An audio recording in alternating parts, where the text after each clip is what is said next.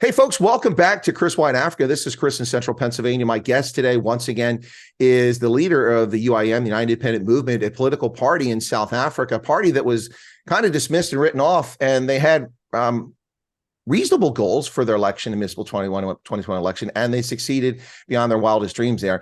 And they've caught a bit of fire now, particularly in the Western Cape, and maybe we'll get an update and see if it's going well elsewhere. But of course, that is none other than Neil de Beer. Everyone the man loves to hate, except some people who truly love him. Welcome, Neil.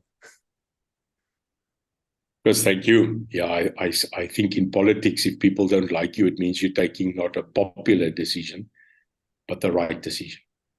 There's a phrase I've heard, and of course it's a military phrase. It says, when you're taking flak, it means you're over the target. And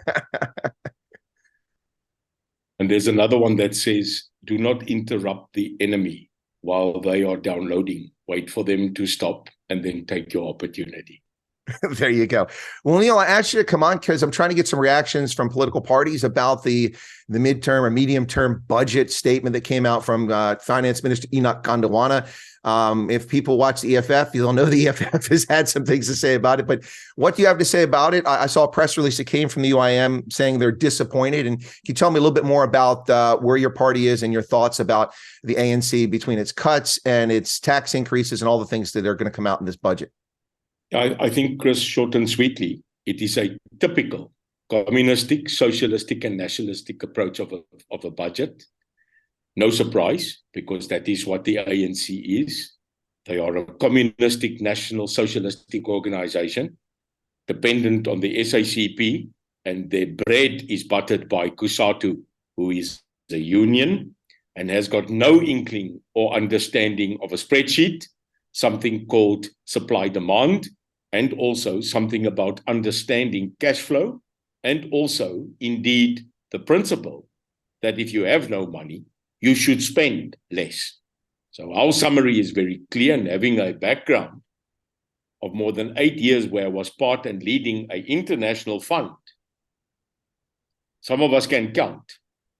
So when you have a minister who tells you that you are exceeding governmental expenditure, that you are currently not collecting enough in the fiscus, and that your international foreign debt is increasing by threefold, your SOEs are collapsing, again they are requiring bailouts of between 1 to 5 billion, your shortfall of the 2023-24 budget is 111 billion, then you are not just in trouble, but there are no more cookies left in the cookie jar. Now, that's the summary.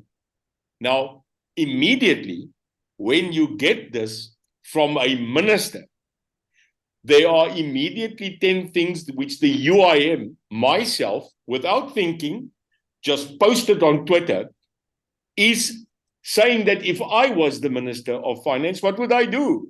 What is the 10-point plan of turning the battleship around so that we are not facing it? And I posted the 10, and someone came back who, by the way, is a person that comes from finance, and he said, wow, the first time someone in politics made common sense. And that's what we don't have in this country. Well, you're not going to get an argument from me on that. Also, I could apply that to Washington as well right now. But listen, Neil, I know you're busy. You're campaigning. You're prepping for the elections next year. You're part of this coalition, pre-election coalition, the multi-party charter for South Africa that I covered when I was there recently. But I mean, you might have missed this. I don't know if it's news. If I'm breaking it to you, I'm sorry if it's a spoiler alert. But I don't know. Did you hear that the Springboks won the World Cup? Against all odds. Against all odds. Might I say, +1. Yeah, exactly. +1, +1, +1 equals the world. Now, isn't it funny, Chris, that for us to take the ANC out of government and to ensure that the EFF does not form a government, +1, that suddenly we also need +1. 50 +1. Yep. So now in the multi-party charter, the UIM has been given a new nickname, and that is +1. Okay, well, that's good to know. Excellent. Well, I bring up the Springboks Victory, obviously, because we both love the Springboks and South Africans dearly love them, but also because I fell for the clickbait this weekend. I fell for the clickbait. I saw that Cyril Ramaphosa was going to have an evening conversation with the nation, and I presumed wrongly it was to celebrate the Springboks Victory. Of course, he mentioned that. But in that, it turned quickly into a campaign speech. He's using his office, like all heads of state do. I'd say you can't criticize him for that, but using his office for electioneering. But Neil, I've got to say, it was not entertaining, but sad, pathetic to hear Cyril Ramaphosa talk about, we will continue the SASSA, the assistance grant, until 2025, after the election. Funny that, because it's lifted so many South Africans out of poverty. Excuse me? 350 Rand, $21 doesn't lift anybody out of poverty. It enslaves people by making them dependent on the state and undermines thrift, energy, entrepreneurialism, and effort by people. I appreciate helping a person out who's in need, and that's necessary, particularly in South Africa. But to champion that as if lifting people out of poverty is just total nonsense. What are your thoughts on that? Do you agree or disagree? No, he's an idiot. I mean, this is an idiot. I mean, the problem is people that are idiots don't know they're idiots. You've got to help them right. This is an idiot. This is a person who is not just an idiot, but is also a current coward. And any politician who is trying to be political, and again, there we go, Neil de Beer is now going to be hated again. But if I ever had the opportunity to see Cyril in his face, I would say in Afrikaans, would say to him, jou moer, man. Jou moer. Because plain and simply, we have a sad situation that in this country, that even the Springbok Victory needs to be kidnapped, needs to be taken hostage by a government that has got absolutely nothing to sell to this country anymore. They take a Springbok Victory and they make it theirs. Now, let me quickly tell you, if they haven't got this message from me yet, here's it live for the first time on your show, Chris. This is a message to the ANC, to the government, and to the pathetic people that are hanging on to this because they've got nothing else. If I was the ANC today, I would be worried. I would not be celebrating a Springbok Victory. I would be worried. And can I tell you why? Sure, go ahead. The victory of this country's national team,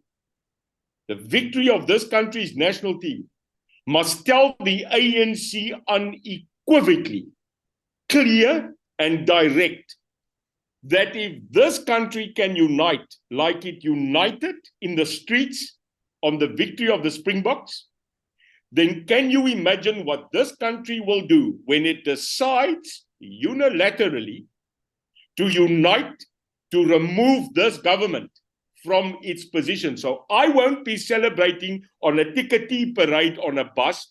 I would get worried because this has shown what this country can do, Chris, if we stand together as one.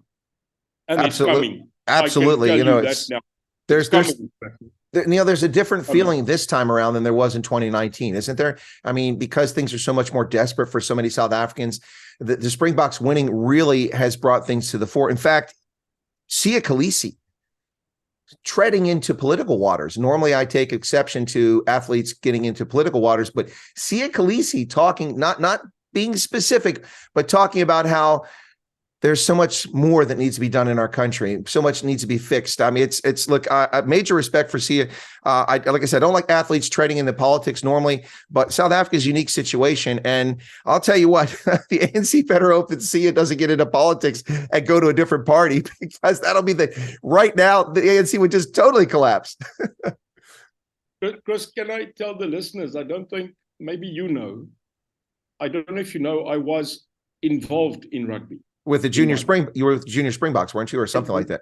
Under 19s? Yeah. And you know, I've got a gold medal, hey? You do, from they won the cup, yep. I have an under 21 Springbok IRB World Cup victory medal, 2005 Argentina. Yep. So I want to quickly tell you, I part of a World Cup. That experience, my coach was Peter de Villiers, our a team manager was Ian Swartz, and I was part of the management. And let me quickly tell you, there are very few people that have not been part of a World Cup winning team that can correlate that it is not just a matter of a sport victory. The day in 2005 in Mendoza, when we, the under-21 Springboks, won that World Cup in Mendoza against Australia, the feeling that when we saw the final whistle, when we saw 0-0-0-0, 80 minutes, klar, World Cup. Let me quickly tell you, it is a matter of not just rejoicing. It was, I sank to my knees. And it was the fight, it was the adrenaline, it was the energy, it was the 4 weeks of 36 players sitting on behalf of a country. I experienced that. But let me tell you, so therefore I think I can talk of experience. There will always be a matter of country pride. There will always be that matter of, yes, the team won, but we did it for 40, 50 million people. Now, let me tell you, 95 and this year are the emotional closest that I have seen in this country, balancing out to the feeling, the necessity of change.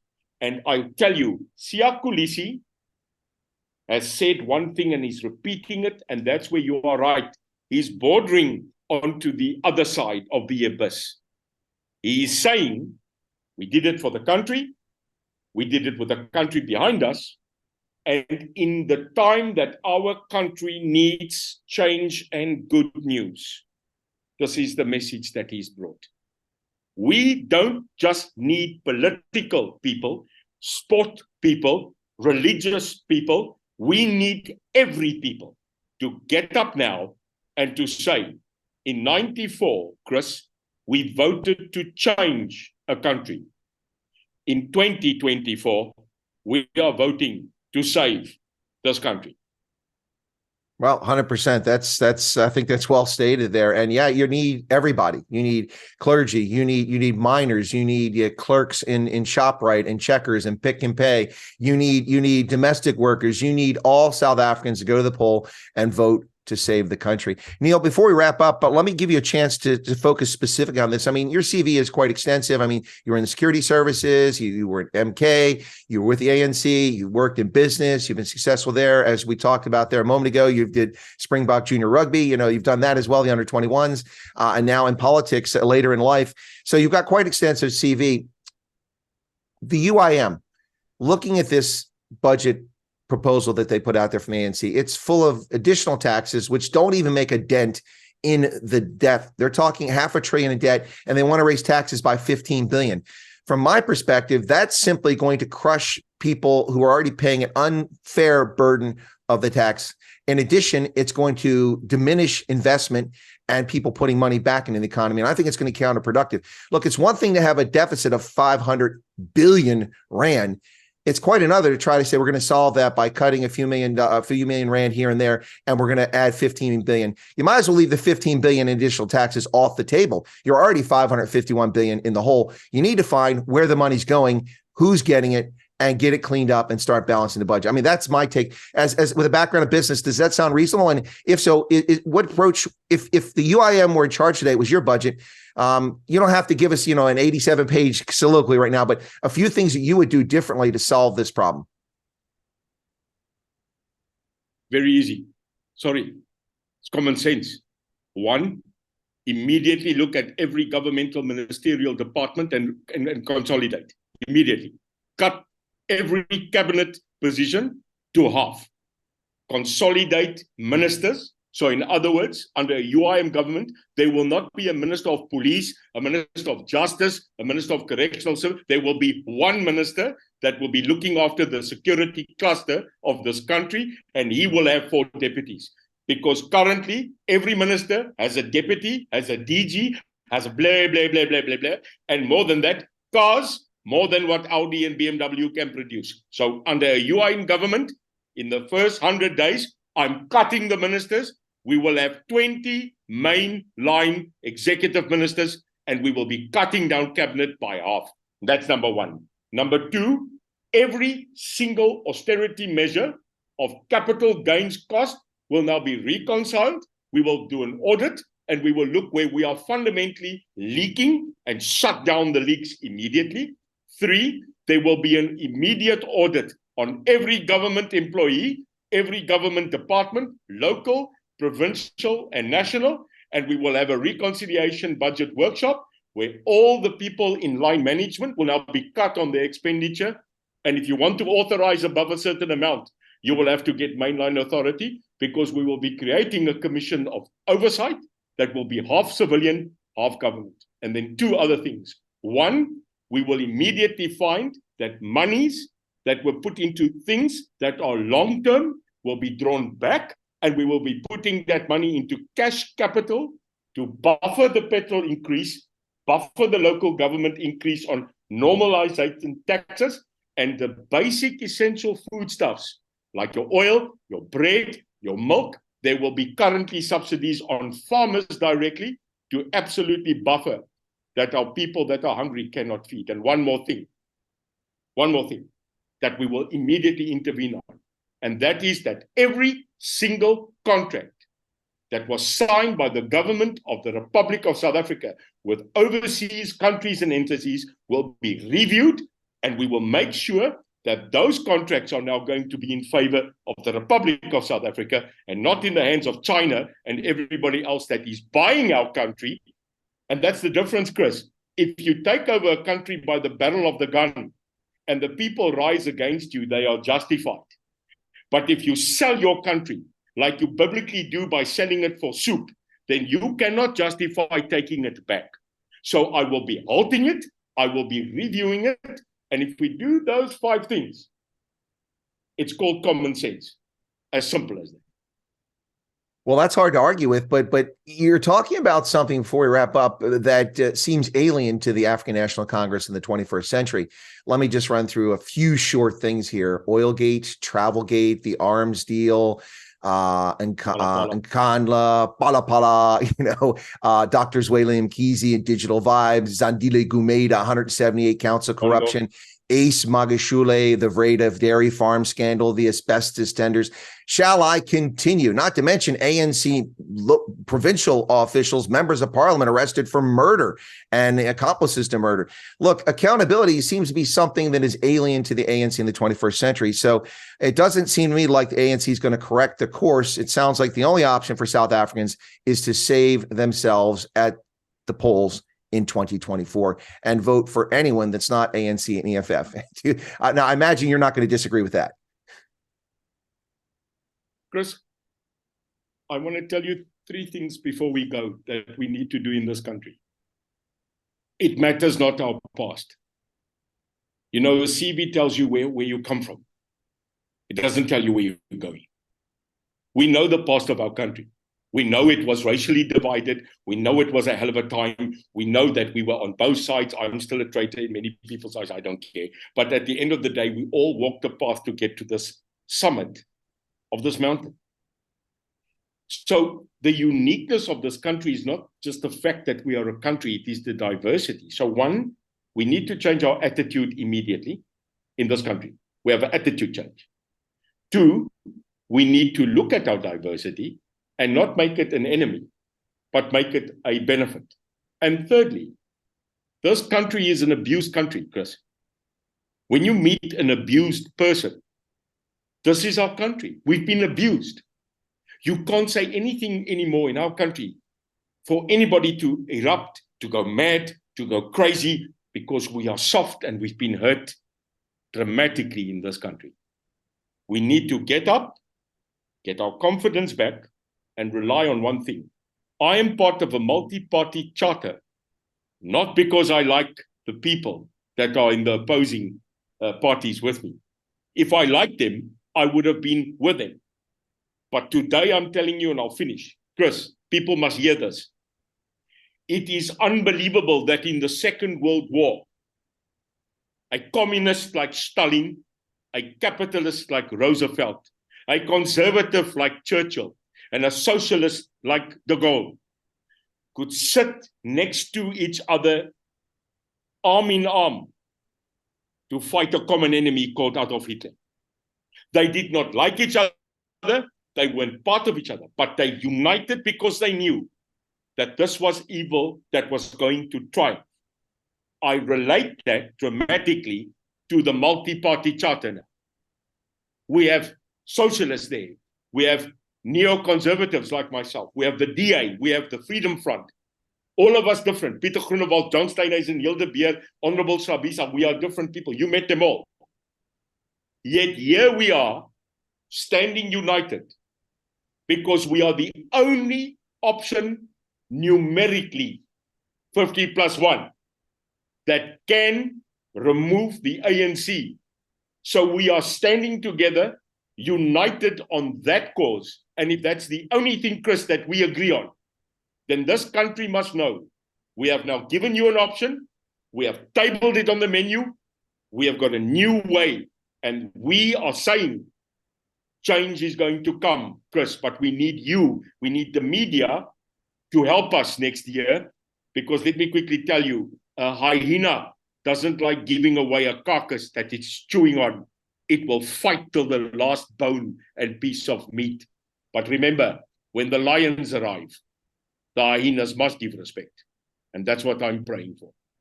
Well, and let's not forget that hyenas typically steal their food from cheetahs or others. So that's also part of it too. But Neil de Beer, wise words. And looking at de Gaulle, Churchill, Stalin, and Roosevelt, putting them all in one thing and thinking about how they got around the table. That's actually a brilliant analysis there. So, ladies and gentlemen, it's Neil de Beer from the Plus One Party. I mean, the UIM, the United Independent Movement. Once again, Neil, kia ora boa, bye bye donkey. It's always a pleasure, and good luck in your campaigning. Dankie, Chris. Goed om jou te sien. God bless you, and thank you for being an awesome supporter of our country, and you remain that as always.